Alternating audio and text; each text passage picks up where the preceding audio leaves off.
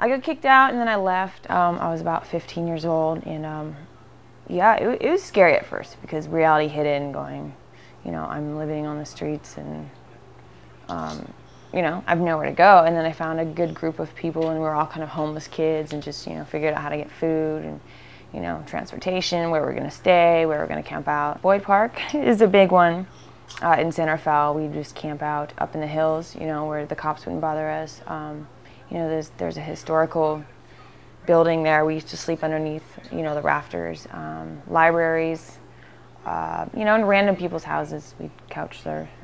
Almost 3 years ago, when I got pregnant, I was living in an apartment, and I was sharing a bedroom, or sharing, you know, the apartment with another person, and Jimmy was staying with me at the time.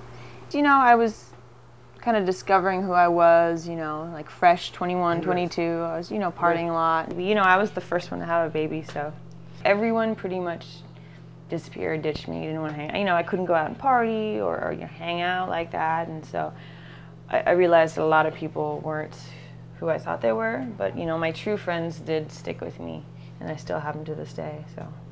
Hendrix affected me being stable. I mean, it woke me up. Literally, I had to grow up in 9 months, you know what I mean? Completely, and I say he saved my life. He really did. I had, you know, to get a stable place, a safe place. I had, you know, a consistent job. I had to act like an adult. I'm pretty stable right now. I am, compared to, you know, my past life. I'm doing really well for myself. I rent a 1-bedroom, and it's me and Hendrix. It's pretty expensive. And I feel like I'm kind of throwing away my money. You know, and Section 8 takes a long time. You can wait about 8 years before you actually get it. I'm on the waiting list. It's been 4.5 years, so. Services that helped me was, the biggest one was Adoptive Family. They are absolutely amazing. Women Helping All People in Marin City, they helped me out a lot when I was pregnant for rent. One thing I feel like I did need help with more through agencies is food. I had you know, a minimum amount of food stamps, but I didn't have anything to get formula for Hendrix, you know what I mean? I ran out of food really early, and I think that's an ongoing issue still. Hendrix drinks about 4 gallons of milk every 2 weeks, so I have tons of milk all the time for him. On a monthly basis, I spend about $450, and a lot of it goes, you know, like milk and yogurt and stuff that he likes. Managing my finances, that's probably the hugest thing. I don't even know how I make it. I have no idea how I pay my rent and buy diapers and food and lights, and I have no idea. I struggle every month. I'm working at Perry's Bar in Fairfax. I do house cleaning, gardening. I work at an office, and then with the nonprofit AHO. I work when I have someone watching Hendrix, so, you know, if I don't have anyone to watch Hendrix, I can't work that day or those hours, so it is a little limiting.